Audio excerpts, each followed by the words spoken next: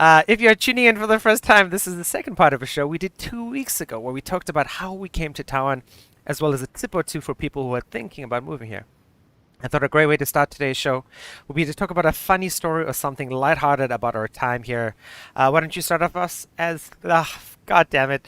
Why don't you start us off, Adam? Excuse me. All right. Anyway, you sure you don't want a horror story? Because I got a lot of those too. So let's see. Off the top of my head, they're mostly like anecdotes, like two or three sentences. But in So, terms anecdote of, is fine. oh, well, I'll give you a full story. So, and this one's kind of come up a lot of times. So because my name is Adam Gray. So growing up, my dad would say it's not going to be uncommon in your life for people to call you Gary because on official forms and stuff, it's always going to say Gray, comma Adam. And so people just like subconsciously are going to call you Gary. But coming to Taiwan, it happens all the time. People are always calling me Gary, and like when I go to the hospital or the license thing. And the funny part was when I went to get my driver's license for the first time, and I didn't have a Chinese name at that time. I have a Chinese name now, but at that time I didn't have a Chinese name. And so when I arrived, they were like, "Okay, well, what's your name? What's your Chinese name to put on here?" I told them I didn't have one. So on the license, it put Bu Lai Ke, which is apparently the name of Harry Potter's uncle. What's his name? Sirius Black or something? So they Yes. put his name on my license. And the reason they did that was because they were like, okay, the reason they did that was they looked at my ID and it says Gray, Adam, and my middle name is Brinker. So it said Brinker. That's my mother's maiden name. So that's my middle name too. And so they were like, oh, okay. And I was like, Bulai Ko, where'd you get that? And they're like, because this is your family name. And I said, no, no, no, no, no, no, no. That's my middle name. My family name is Gray. Oh, I so serious. serious. Well, I said, no, no, no, no. My family name is Gray. My middle name is Brinker. My name is Adam. And they said, no, no, no, no, no, no, no, no, no. This is your family name. Foreigners always put their family name last. And I was like, yes, when we're speaking, but on official documents, we always put our family name first. We always put our surname first. And they were like, no, no, no, no, no, no, no, foreigners, family name, always last. And I'm like, no, it's not. And this has actually come up several times where I'll get into arguments with doctors or, government officials because they'll look at my passport and they'll see it says Gray Adam Brinker. And they're like, no, no, no, no, no. Your name is Brinker. You are not Adam Gray. That is not who you are. This is fake. Or you're pretending to be somebody else. And I'm like, no, that's literally who I am on official documents. Even in America, we always put the surname first. Usually there's a comma, not always. But yeah, that caused quite a bit of confusion. So for a long time, my driver's license was the same name as Harry Potter's uncle. So I later went back and got it fixed, and they're like, why? And I was like, well, because I have a Chinese name now. And they're like, yeah, but why do you want to put it on your license? And I was like, so that my ID and my license have the same name, because that would be useful. And they're like, yeah, but why? It's like, yeah, the weird part was they told me at the time that I couldn't put an English name on my license. They're like, no, no, no, no, no. Your license has to have Chinese. You cannot put English on it. And then later on, everybody I knew had English on their license. So apparently whoever I went to at that desk was just like, I am not using that English keyboard. No, no, no. That's the same. We're the same generation. When I bought my motorcycle brand new and I had to get insurance, and at that time, the insurance guy and even the DMV was like, "Yep, we only do Chinese names." So that's when I got my Chinese name 11 years ago.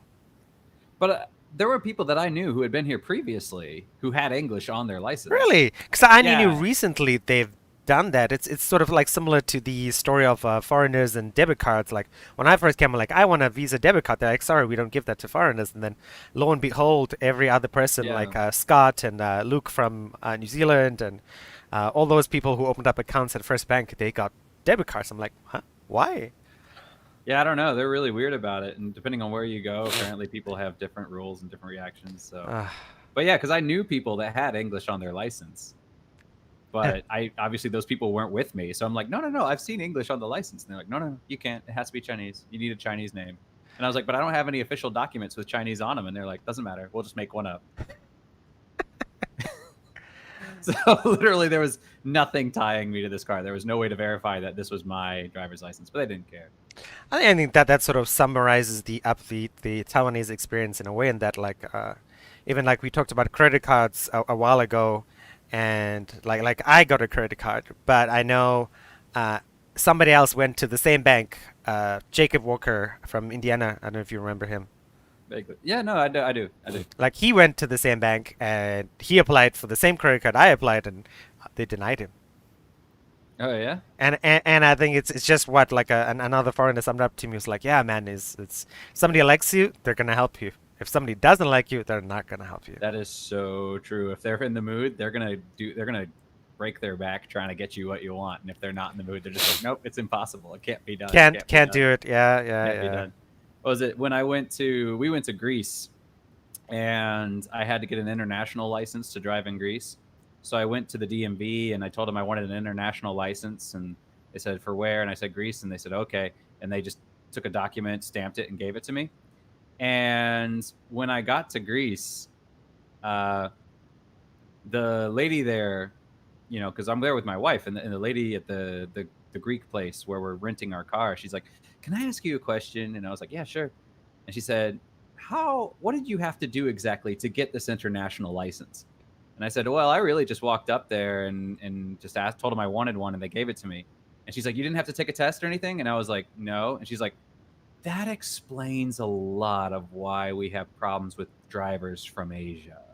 So apparently that stereotype of bad Asian drivers was actually in Greece. They have the same stereotype, and apparently, according to her, they actually had more accidents caused by people from East Asia, particularly Taiwan uh, and China, than they did from other. She said Japanese drivers were usually pretty good, but they typically people complain they drove too slow because they're used to driving on the left side of the road, not the right side of the road, and Yes. they drive like overly cautious.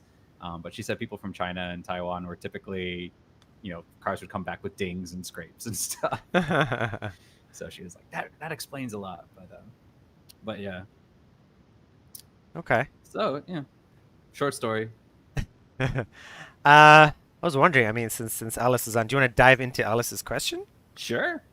I Okay. mean, otherwise we're just talking about like food and stuff and stereotypical stuff. But I mean, those are the easy things you can find online. Those aren't the digging questions that are harder to find. So All right. So I'll read the whole question out, and then maybe you want to take a stab at some of it, and I'll take a stab at some of it. sure. All right, so if you guys didn't watch the Play Up 3 Press Start episode, Adam talks to his university college friend Alice about stuff. It's probably a better description, but that's what I'm going to go with. It's not Uh, entirely gaming, yeah. But her question is, how is Taiwan's socio-political climate? What are the main parties and what platforms are important to voters? What regress has occurred in your time there? Is it easy to get stuck in an echo chamber, or is there a wide variety of news media and discussion groups? I would say it's easy to get stuck into an echo chamber anywhere, and it's one of those things where if you agree with the echo chamber, it's hard to identify that you're within one.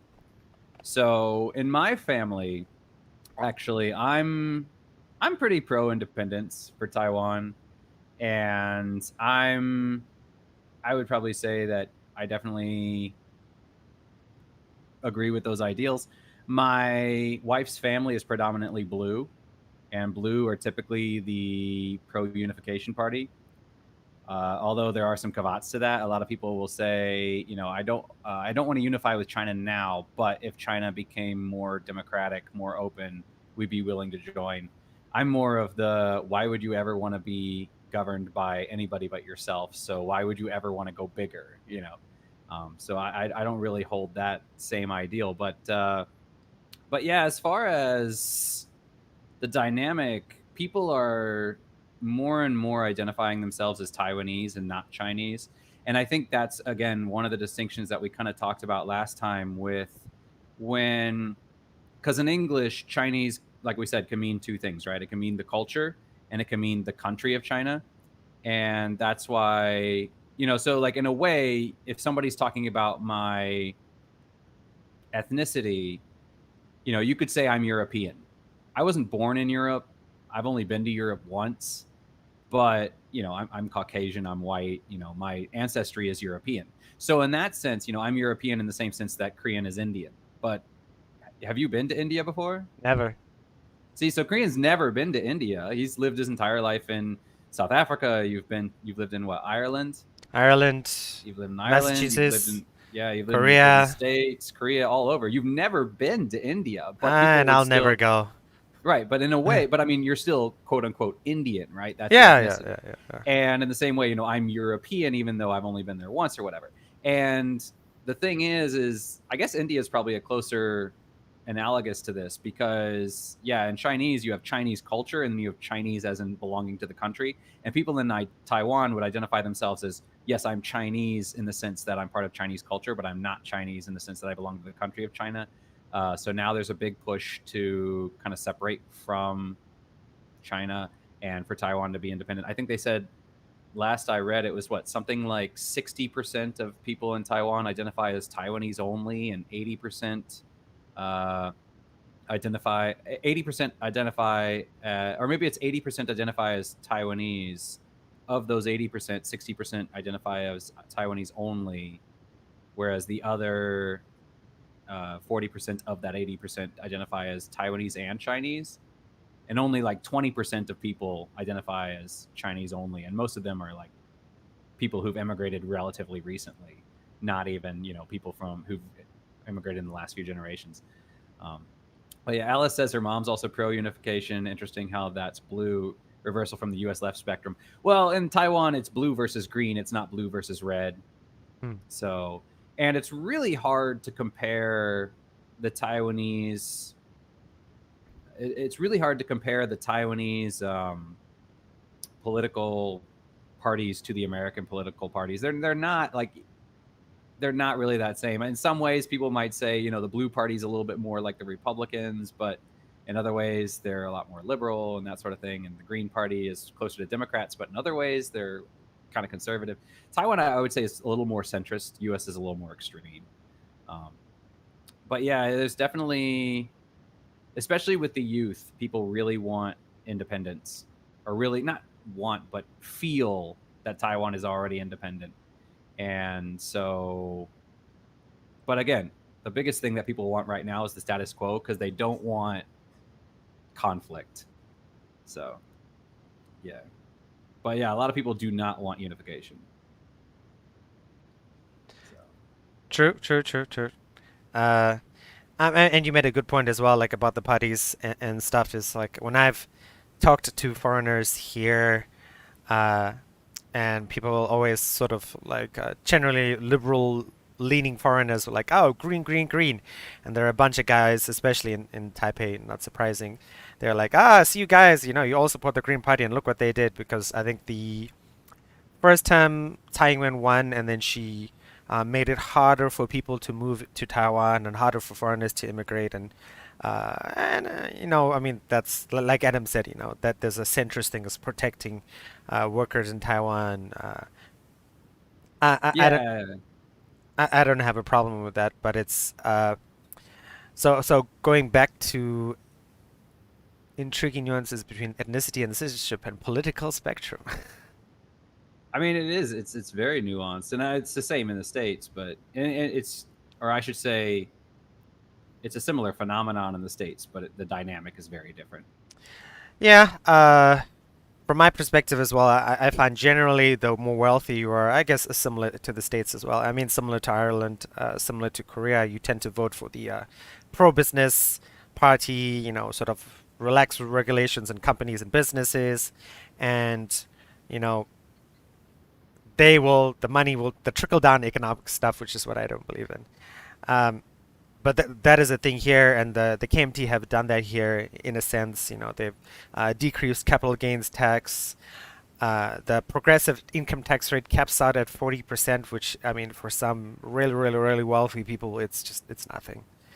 I believe that especially for progressive tax rates, it should definitely go up all the way to sort of Nordic standards of 75% of, if you're making hundreds of millions of Taiwanese dollars, you should pay some of that back. I mean, that is, anyway, I'm not going to get into that because that'll Liberally ranting. I can't speak today. You did bring up a good point though, in that like in the states, like the whole pro business thing. In a way, Taiwan actually both parties are kind of pro business. Do you think so?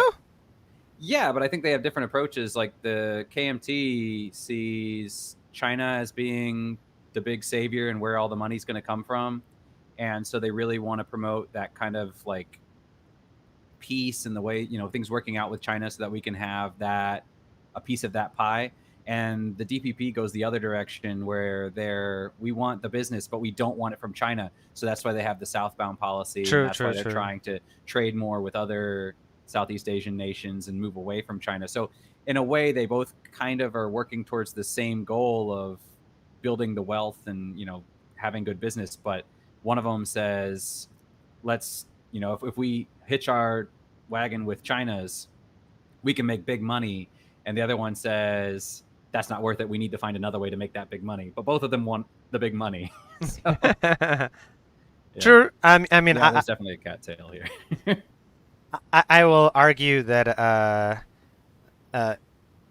the Greens are definitely more liberal leaning because they increased the minimum wage from when we first came was $21,000 and it's now like $23,796. Uh, so Alice is asking what the party names are, because we keep saying DPP and KMT. The KMT is the Kuomintang, which is which was the political party in China pre-Cultural Revolution. They were the ROC's party. So what was it, the Qing dynasty that they overthrew? I'm just typing it out. Okay. But was it the Qing dynasty that was the last dynasty in China? I'm the wrong person to ask. Okay. Well, anyway, prior to World War II, I guess it was around World War I. I don't know the exact time, but anyway, China overthrew the emperor, or whatever, and they established their government. That government was the Kuomintang, and then that was the party in power that was allied with the U.S. during World War II. During the Cultural Revolution, the communists came in. They had a civil war. The Kuomintang were defeated. They retreated to Taiwan and basically established themselves in Taiwan with the idea that in the future they would go back. And so the Civil War technically never ended. And that's where you get all the confusion, because according to China, because technically this war never ended and Taiwan wasn't a breakaway state, since Taiwan belonged to China under the Kuomintang, and they quote unquote won the Civil War by taking the mainland, that Taiwan is, and that fact that the Kuomintang still claims the mainland and Inner Mongolia, then they say, well, because this conflict has never been resolved, technically it's still one country. It's not two countries. And because of that, that's their justification for saying that Taiwan is part of China.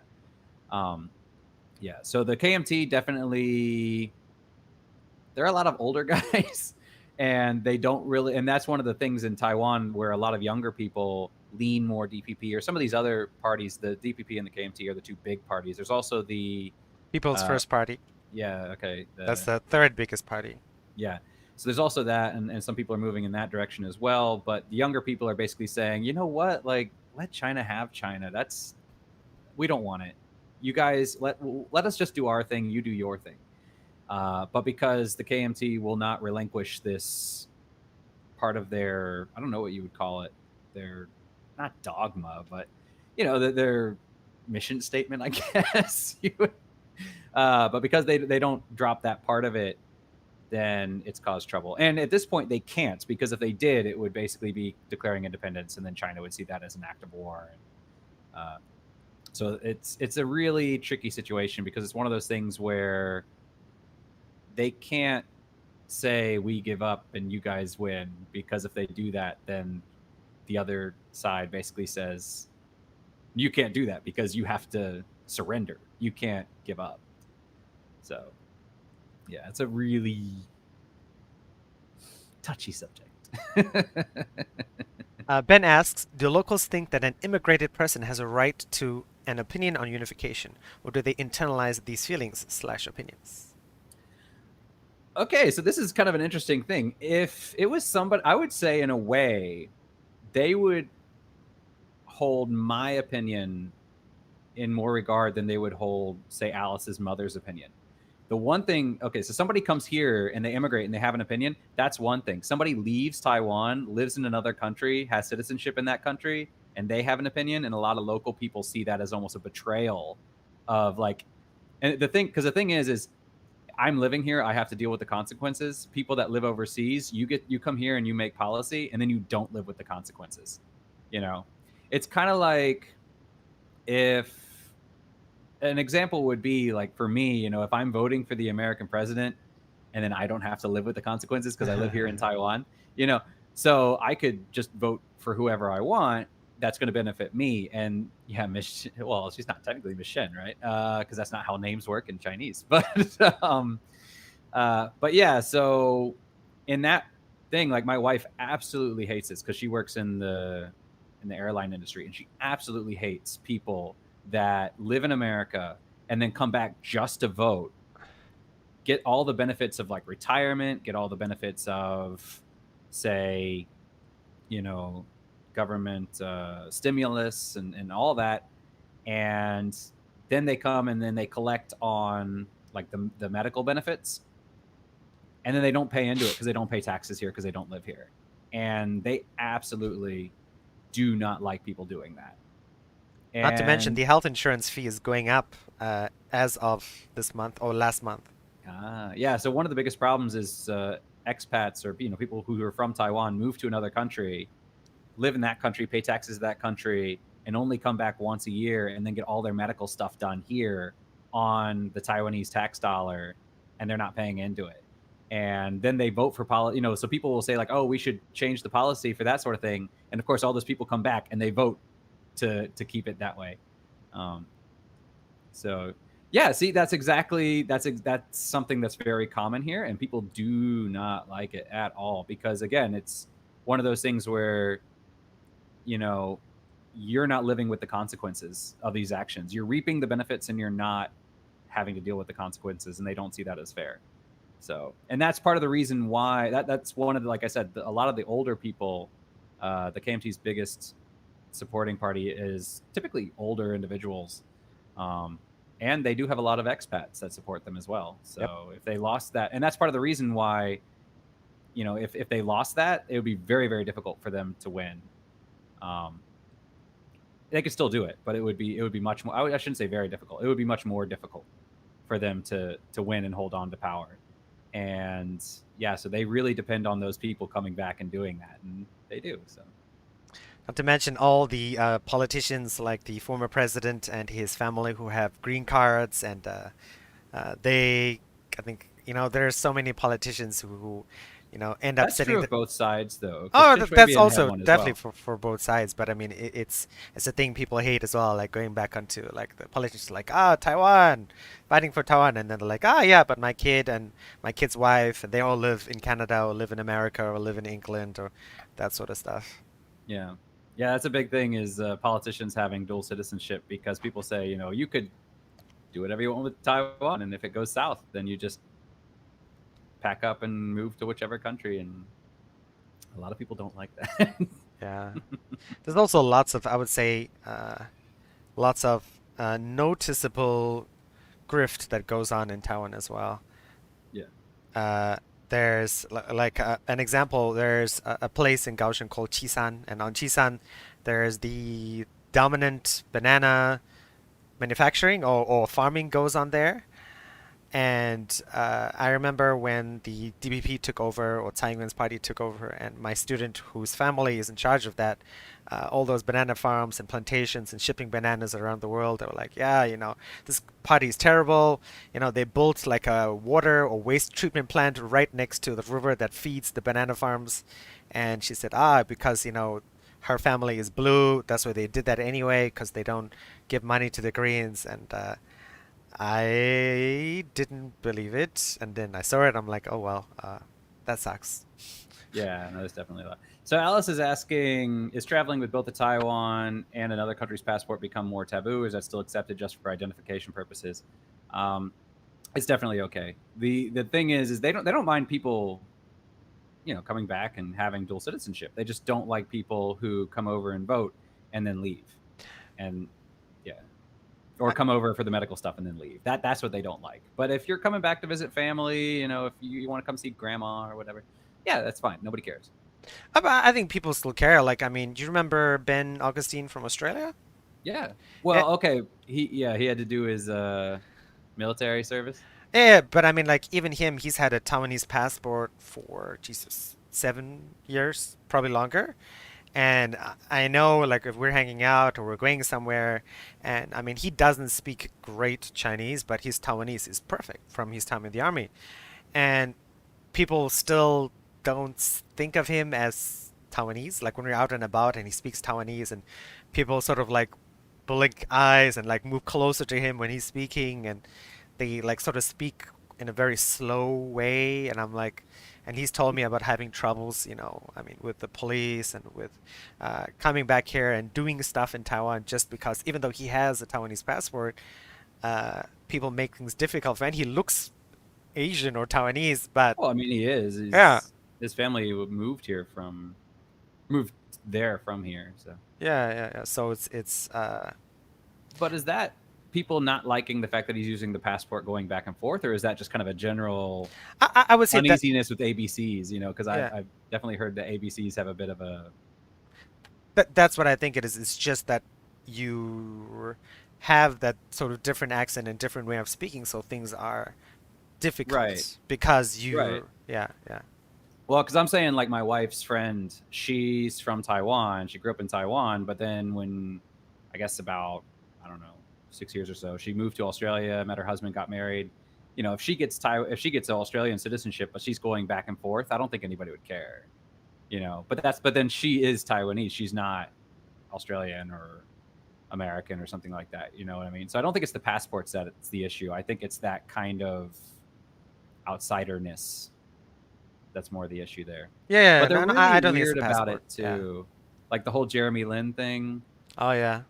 So like, usually if you become famous or whatever, people love you. You're looking great for Taiwan. You're the best thing ever. Lin sanity was a huge thing here.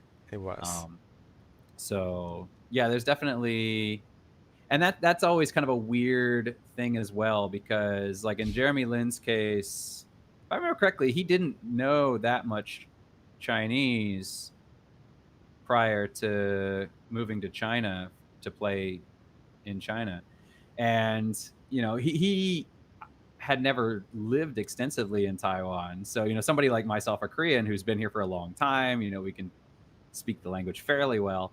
Um, Definitely more integrated, but because we're not famous. But yeah. Okay. Uh, so when we go back to, well, we can skip the food stuff and we go back to where you wrote Wing There's so It. many good foods. Oh, wing it. Yes, that's what I wrote. Um, yeah. So, any other penetrating questions? I was like, what's the word I'm looking for? Penetrating questions. I'm sorry if I'm looking off screen. It's because I'm actually looking at the chat. Oh So, man. Hey, I was gonna ask you, right? You and Alice went to the same university. Did Ben go to the same university as the two of you? no, Ben went to my high school. We were high school classmates. But he, Actually, we were middle school classmates as well. But but he didn't go to the same university. no, no, no, no. Ben and Alice have never met. Oh, okay. Okay. Because I was curious about that. It's like literally everybody connected in your life. No, no, no, no. I mean, everybody revolves around Steve, but actually, I don't think Alice has ever met Steve either. So, no, no, no, no, no. Yeah. Okay. My, what's the word I'm looking for? My high school posse and my university posse are in no way related. See, now they've met. We're all friends now. Okay. I mean, like from your high school, right? Where did most people go to university? A few went to James Madison, which is where I went. I would say probably the biggest one was maybe Blacksburg to Virginia Tech. A lot of people went to George Mason. Uh, So there's no Few like people main went to university that people UVA. went to. Or Steve is James is the Madison? greatest human being to ever be born after Korean. There's Korean, and then Steve, and then Ben, and then me, and then you. No, I'm just teasing.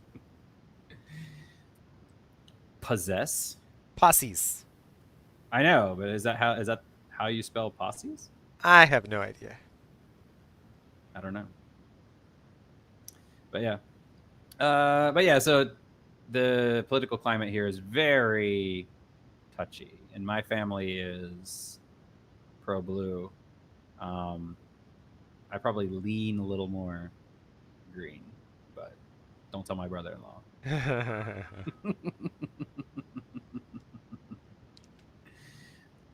So yeah. Any other deep biting questions? You asking me?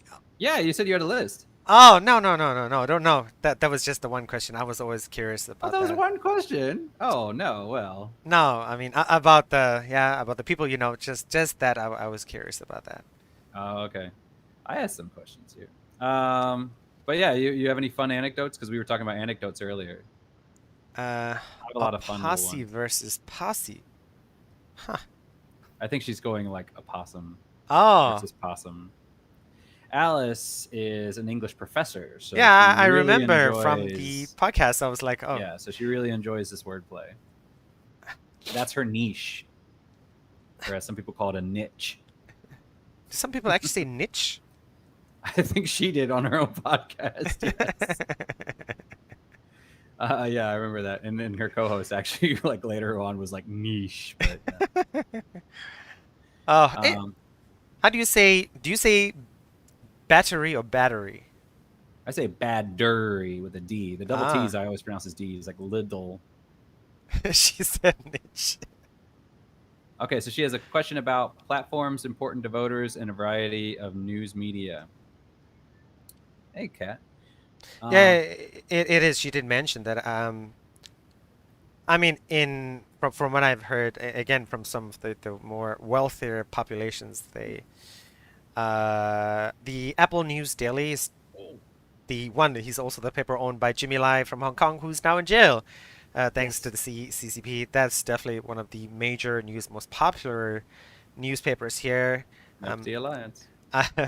I've been buying it recently for my partner Zona in the morning when we buy breakfast, and uh, yeah, that is that. There in Kaohsiung, we have a paper called the Liberty Times, which is Kaohsiung's only, not only newspaper, but Kaohsiung's biggest newspaper. Um, there's a bunch of I didn't smaller realize it was papers, but a lot Kaohsiung of City. these are owned by the media. My wealthier students tell me, sort of very similar to the States, that all the media in Taiwan is pro-Taiwanese except for one channel, and that's a channel that recently was denied having a TV license again uh, because of connections to the mainland. Yeah. Yeah. I'll be honest. I'm on the fence on that one. Because, I mean, okay, the whole point is free speech, right? Yes. So you're going to silence the opposition because, and then like, well, because, they're trying to promote Chinese ideals and this sort of thing. And I'm like, yeah, but it's kind of hypocritical to say free speech and then silence somebody that you disagree with. This is where Even if what they you and say I is something differ I personally disagree with. Yeah. Well, yeah, we've been over this, not on the show, but in person. my political affiliation is chaotic. You mean party affiliation? Not party affiliation. I mean D&D party. Yeah. Well, but like my leanings. Chaotic I neutral. think, yeah, I think Korean described it as semi Semi. anarchistic. So yeah, there is a bit of anarchy in me, and part of that is like everything goes. So, Yes. but yeah, but on a lighter note, yeah, why not? Let's talk about food. Okay. Okay. Okay. Let's lighten it up a bit, and then we can pick if somebody has a deeper question, we can go in and out, so it's not all just like doom and gloom, as they say on the Doom ICRT. and gloom. Yes, that would definitely not be good. Okay, I'm gonna take away from Kaohsiung. Speaking of doom and gloom, there are And currently 2,000 missiles pointed directly at us at this moment, at any given moment. So, Alice, I used to be in D&D, but I do not have time anymore. Just I am She like just Adam. started We her work first too much campaign. and play too little. You know. All right, so Taiwanese food, my favorite Taiwanese food, and this is doom and doom. This is my favorite food, which is what always people always ask you, in Chinese, like, 你最喜欢的台湾的吃的东西, and like, oh, it's 水煎包, or people always say fried water bread as the literal translation. It is awesome. It reminds me of an Indian food called paratha, and I really like that. It's like a doughy substance. Inside has some kind of vegetables and tofu for a vegetarian version, or there's usually pork and vegetables for another version. It's about the size of so like half a tennis ball roughly, depending where you buy it from. They're great with chili sauce, like that Asian style chili sauce. And yeah, I love that. Now, as far as Taiwanese food goes, I have to say this: I hate hot pot with a passion. I tell people that all the time. Hot pot sucks. I don't want to pay money and then go to a restaurant and have to cook food myself. That is messed up, Taiwan. But But it's all you can eat. I don't care if it's all you can eat. How much can I really eat? Not a lot, let me tell you. Actually, far less than people think I do too. That bothers me a lot. Or I'll go somewhere and people are like, "Oh, you ate so little," and I was like, "Yeah, I'm full." No, you ate so little. It's, yeah, I don't eat that much. That's why. Yeah, and so I get a lot of that. Uh, but Oh, yeah, so that's how I you gained weight. really I have think to like 5 kilograms insist. one time. You really have to insist that you're not going to eat. Like Yes. you have to feign sickness. It's be like, oh no, I'm going to vomit. No, Uh, and that's basically the only way they'll let you go. Um, yeah. So you're at a baseball game or something. What's the go-to ball game food in Taiwan? yeah, hot I dogs, right? probably still hot dogs. Yeah, Yeah, it's still very American, I would yeah. say. The big sports here are. It used to be baseball. I don't know if baseball. It's still big, but it's not as big as it used to be. Basketball is really big here. Basketball, yep. But they've embraced the whole culture of it. So the hot dogs and everything, the Yeah, you beer. do still get a lot of traditional food like the dried meat stuff. Oh, God, I can't remember what the Chinese Yeah, name of okay, yeah, that. you get the street food, yeah. Yeah, yeah, you do get But I would that. say hot dogs are the big one. Yeah, Did you yeah, see yeah. the picture of the cheerleaders eating the hot pot? No. There was a picture of a game, and it was right after the pandemic hit, and so to be safe, they just were. It was when they put the robots in the audience. So COVID-19's never taken off here, but they were worried about it. So what they did was they decided to play the baseball games, but they were going to put. I think they put cardboard cutouts, and then they put robots in the stands so you could watch online from the position of these machines. And they had one video of there, and it was the cheerleaders. And because there's nobody there in the crowd to cheer when it shows them, it's just these girls sitting around eating hot pot. I did not see that. Yeah, there's a picture of it. It's funny. But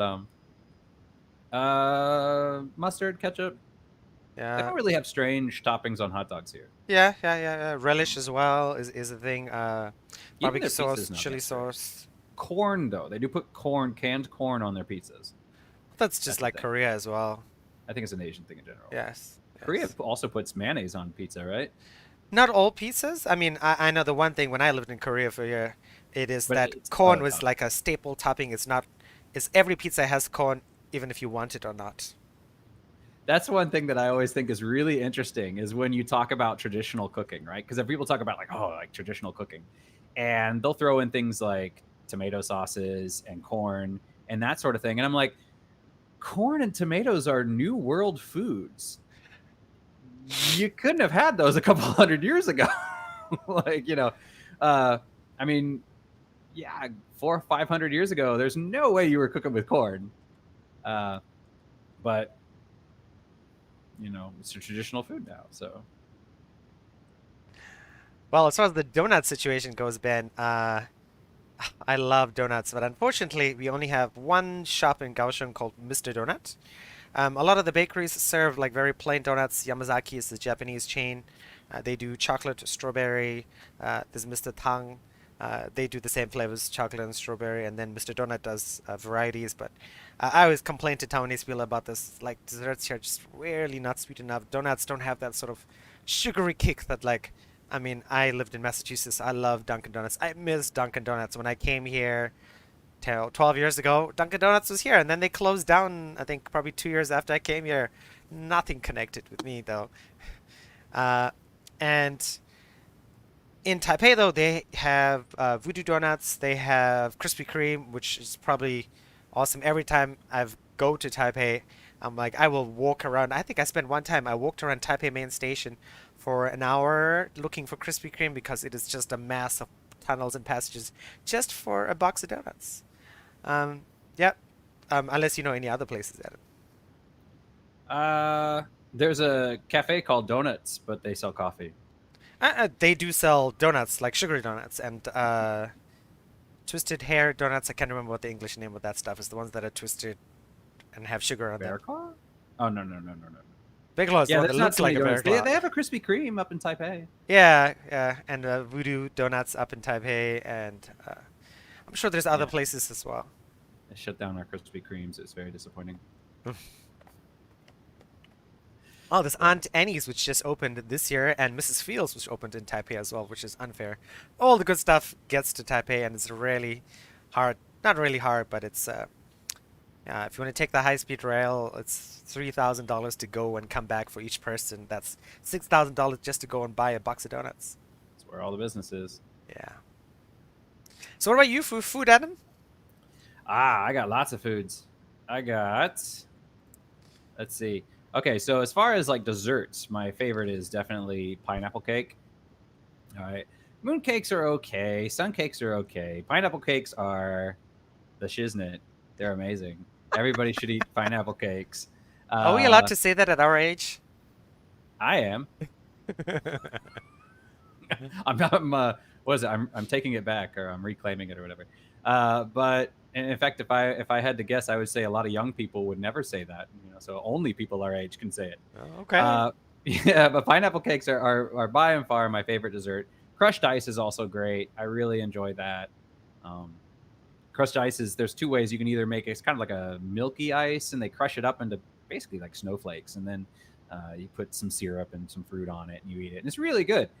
I really enjoy that. As far as foods, easily my favorite are the spring rolls that they make with the peanut powder and the and duck. Oh, okay. Yeah, those things are so good. I could eat those every day, but unfortunately, we only eat them like once a year. So I like those. I also like the iron eggs, which are eggs that are soaked in soy. I think soy sauce or maybe it's tea. I think it's soy sauce for a really long time, and then you take them out, and then you dip them again, then you take them out, and you dip them again, and you do that for a really long time. It's a Taiwanese invention, Taiwanese thing. I believe it comes from Tainan. I could be wrong, or maybe it's a part of maybe it's Banqiao in Taipei. I'm not sure, but it's a Taiwanese thing. So the iron eggs are really good. Tea eggs are good, which are basically just hard boiled eggs, but they're boiled in black tea rather than water. So, oh, okay. No, yeah, I don't. I'm trying to remember what those are. Chinese donuts. Oh, I'm youtiao. That Yeah, I was like, oh man, I haven't had to read Chinese in a while. I'm like, do show you me know a what those picture. are? I would need a picture. It's the stuff you've seen it for sure. It's people eat it for breakfast, and it's like a semi-sweet soupy stuff, and it's like a long thing. It does look like a donut, and you dip it inside, and people eat it for breakfast. You know. Okay. I usually eat danbing for breakfast, which is fantastic. Also, I love danbing. Um, and I love the pig blood cakes and the duck blood cakes. Those are great. You take it's just basically like it's blood that's coagulated with rice in it. It's delicious. It sounds disgusting, but it's amazing. So I like that. And as far as drinks, I like milk tea, cheese tea, which when you first hear the term cheese tea, you're like that sounds like the weirdest thing, but it's really good. And it's cheese in the sense that cheesecake is cheese, not cheese in the sense that Swiss is cheese. And Donggua, which is winter melon tea, which is technically not a tea at all, but we call it a tea. As far as foods I hate, I am not a fan of stinky tofu at all. Really? Not even with chili sauce? No. Stinky tofu, to me, yeah, they're so good. Yeah, danbing is great. But yeah, the stinky tofu, when I first came, it smells like manure. That's what it smells like. And like when when a smell is so strong, you can taste it. And so it was that the smell was so strong I could taste it, and I was like, oh my gosh, it smells like manure. This is what manure must taste like. Ugh. And people are like, no, it's delicious. It's delicious. Try it. Just try it. And I was like, all right, I'll give everything a try once, right? So I tried it, and it was 100% exactly what I was expecting. I was not surprised at all. And it was like, no, I'm done. Yeah, thanks, but no thanks.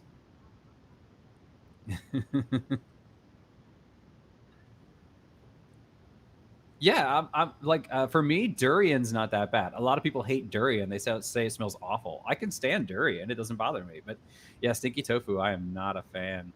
Uh, It little kind of makes anecdote. sense. Yeah, I I have don't know. bad allergies, so my nose is like at 50% smelling capacity most of the time. So Oh, I don't know. I usually have a bad sense of smell, but there are certain things that I can smell really, really well. But yeah, a little anecdote. When my mom came to visit, Taiwan has stray dogs. Okay, we have dogs that roam the streets in gangs. They do, and they like to hang out at temples because the temples feed them. But so anyway, we have stray dogs, and it's gotten better since when I first came here.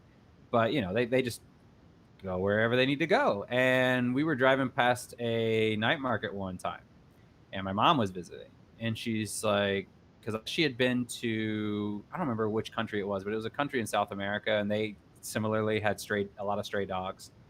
And so when we were passing this night market, she's like, oh yeah, I can definitely smell it now. Yeah, I can smell the stray dogs. I can smell that they're around. And we just kind of turned to her and we're like, no, that's the food. That's not the dogs. So oh no. yeah, so I don't know. My dad had the similar experience. My dad's very adventurous when it comes to food. He will try anything, and he had the exact same reaction I did. He was like, nope, that was less than surprising. Yeah, that was exactly what I thought it was going to be like. And as far as foods that I'm kind of on the fence about, I would have to say maybe the pidan, the century eggs. Oh god, yes. I've had them where they're kind of neutral. Like it's kind of like, oh, it's just kind of like, I can't taste it. I just feel the texture. And I've had ones that I'm kind of like, I'm not a big fan of it. So those ones I'm like, oh, they're okay, but I wouldn't order one at a restaurant. But if they were there, people are like, eat, eat, eat, I'd be like, fine. But yeah, I don't know. I am not a fan of stinky tofu at all. And as far as hot pot, I like hot pot for about 3 weeks of the year when it's a little bit cold, and then the rest of the year it's just way too hot for me. Totally. Yeah, I don't understand. People here love hot food.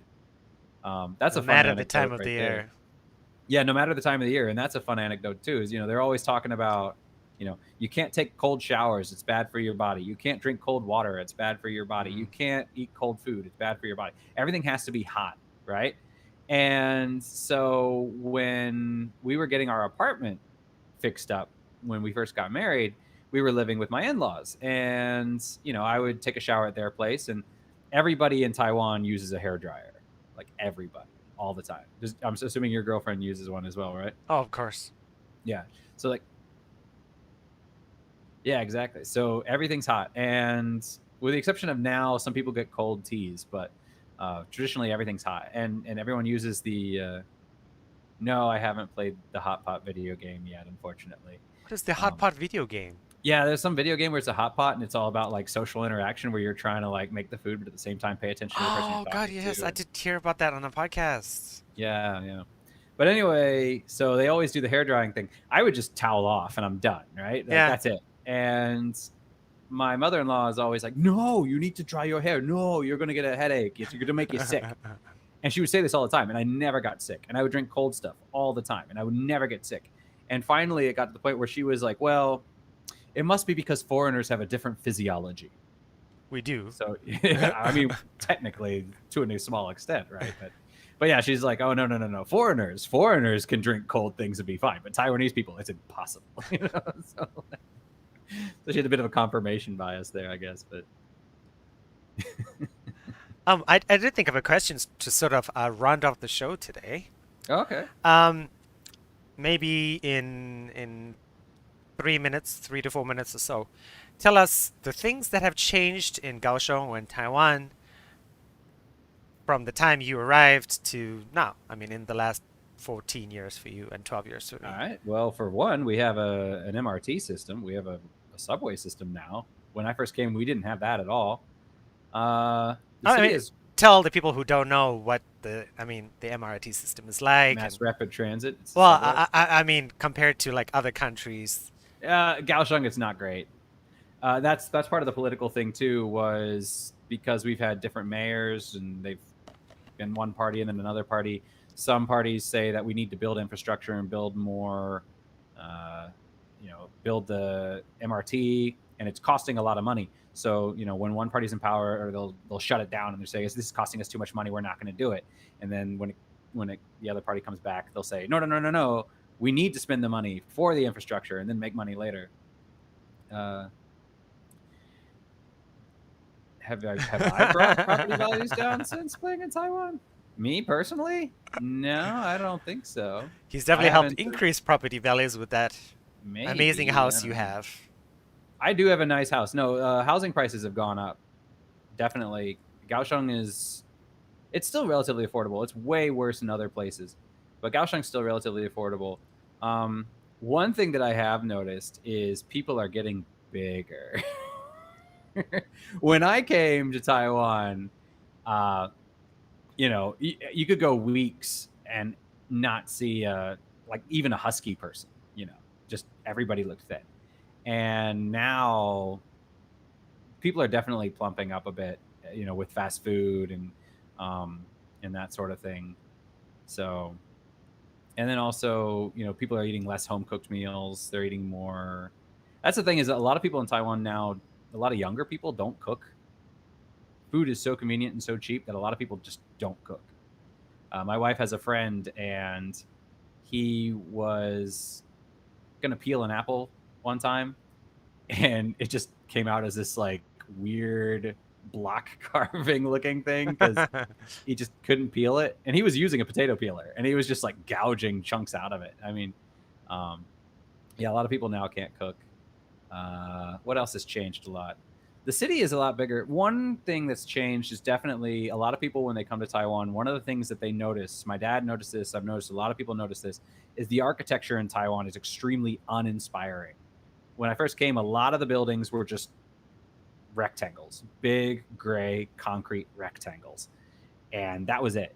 And the reason for that was because when the Kuomintang originally came to Taiwan, running away from the communists, the idea was they're not going to be in Taiwan permanently. So everything was basically built with military intent in mind. It wasn't about fashion. It was about functionality. So the buildings are relatively well built. They're sturdy. Everything's made out of concrete. Everything's strong. But just aesthetically, they were very kind of what you might see on a military base, squares, and that sort of thing. So now definitely there's a lot more emphasis on building newer buildings that have an aesthetic element to them. People are really trying to kind of make things look nicer. If you look at our new, is it the convention center? What is it? The peanut looking thing? Oh, the Kaohsiung Exhibition Center. Yeah, the exhibition center, our library, the new cultural center here in Fengshan, which is apparently the largest indoor art space in Asia, interestingly enough. But yeah, if you look at all of our new buildings, there's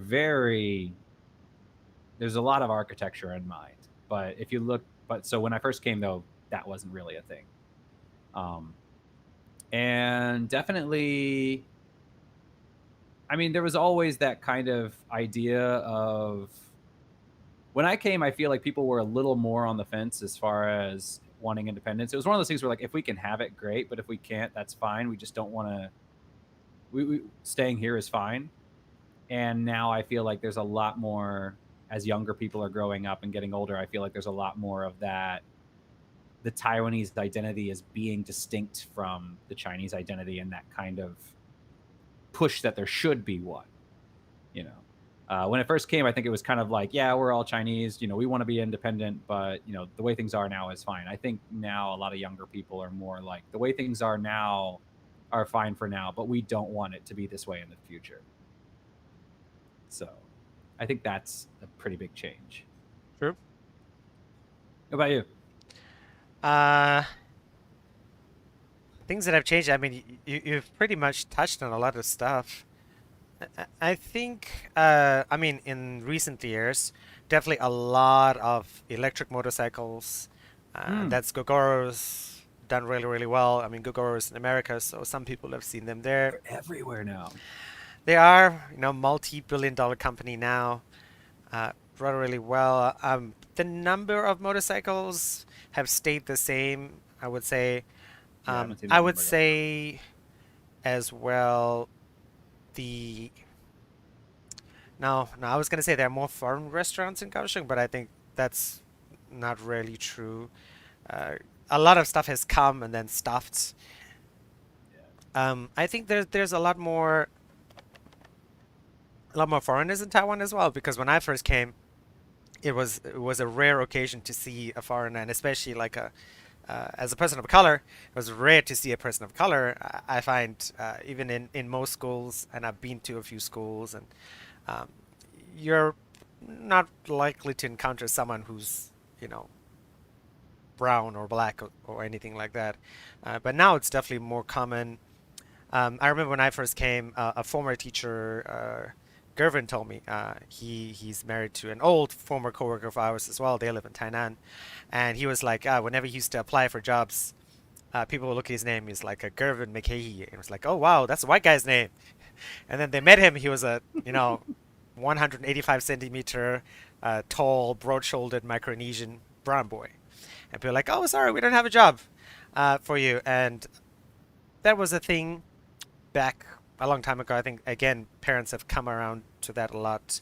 I think As, some parents have come around. I think it's still, to an extent, a thing. no, definitely still to an extent a thing, but it's a lot better than what it used to be. Um, in that sense, as far as teaching goes, I think also a lot of companies here. When I first came, it'd be rare to find companies like Citi or BNP Paribas, which is a lot of big banks. They bring foreigners over, English-speaking foreigners over for a year or 2 years and say, hey, come here, get some Asian experience. Uh, and I think that's common to see sort of white-collar workers in companies here. Not very common, but I think it's much more common than what it used to be when I first came. That kind of reminds me too. I think now there's a lot more common to say English on menus at restaurants. When I first came, unless you were going to like an Italian restaurant or something like that, True. there usually wasn't English on the menu. I feel like most places probably have English on the menu now. I wish most, but I will say a lot more than what it used to be. I think a lot of restaurants have made the effort to get a menu, but still a lot of restaurants was like, "Yeah, I don't care." There's definitely those. Yeah. Yeah. And I'm seeing less Chinglish on like posters and stuff, which is somewhat disappointing because those are always fun. You still see it on T-shirts all the time, Yes, yes, yes. but I on like still get advertising, distracted riding a motorcycle and reading funny stuff and thinking about it while I'm riding a motorcycle, which is not good. it's definitely a lot. All right, Mr. Gray, it's that time of the show where I ask you the inevitable question. What are Oh, we going to talk about next week? I don't know. I had an idea and now I totally forgot. Hmm. Do you have any preferences? No preferences at all. I did Surprise! discover that scalping has made its way to Taiwan when I went around looking to build my mining machine, and Oh no. RTX 3070, which should have been 24,000 Taiwanese dollars or about 700 US, is selling in Taiwan for 1,200 US dollars. Ooh. That's And not good. Did you ever get your Amazon Luna thing worked out? no, because it's not available in Taiwan.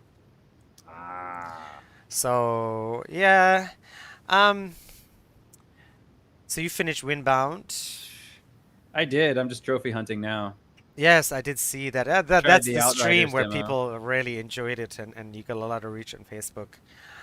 Um, what do we want to do? Like a special gaming episode? And we talked Sure. about games coming out this year. Um,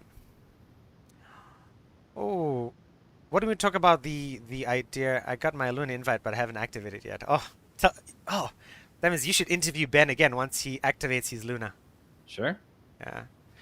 Um, what do we talk about salvaging games or the idea of salvaging games? Like the Anthem thing? Like Anthem or like people say the Division 1, the Division 2. People say Destiny. people complained about Valhalla being really buggy on PC when it came out, and how Ubisoft has the idea of working on their games and how do you salvage a game or are games salvageable? Anthem was great. Fight me. Not anymore. Um, That was a big disappointment. oh, Every games that time I would see it on sale, it would be like 90% off. It'd be super cheap. And I'm like, should I get it now for the future? And then I'm kind of glad I didn't. maybe we go with the theme of salvaging games. Games Sure. that were salvaged, games that should have been salvaged, and games that shouldn't have been salvaged. Maybe. Oh, I just said the same thing. Mm. Yeah. All right. Yeah, that Yeah. sounds great. Okay, we'll go for. We haven't had a philosophical discussion in a while. No, we haven't. Yeah. I like those. Okay. All right. Then that's it. Thanks to Ben and Alice for stopping by and with all the questions as well. And thanks to everyone else who's listened and watched. Thanks to people who are listening to the podcast today. Our numbers have been going up, and we really, really appreciate that. Please don't forget to follow us on Facebook, Instagram, Twitter. We are in the process of thinking about doing other social media, which we will mention once we actually get it ironed out. Um, I told Adam I am unfortunately just going to be doing one episode, so the player press 3-star episodes are just going to be blah, blah, blah, Adam's I can realm do it. of responsibility for the future.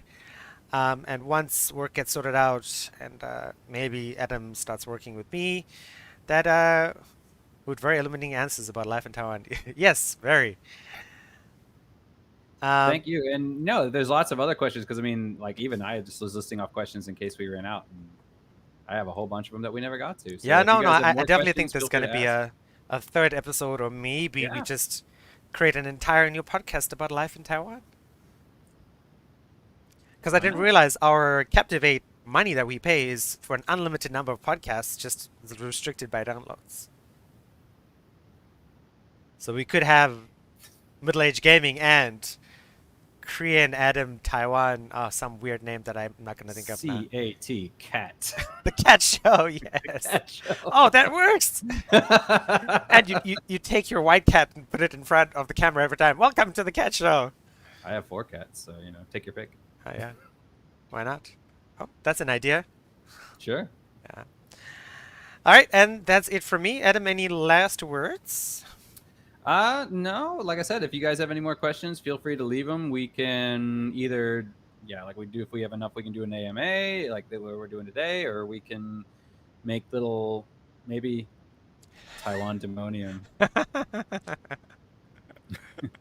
Or we can do little short YouTube clips. I mean, whatever you need, Oh, yeah, we're yeah. willing to do it. So That's the thing as well. whatever you guys want, let us know, and we will be accommodating.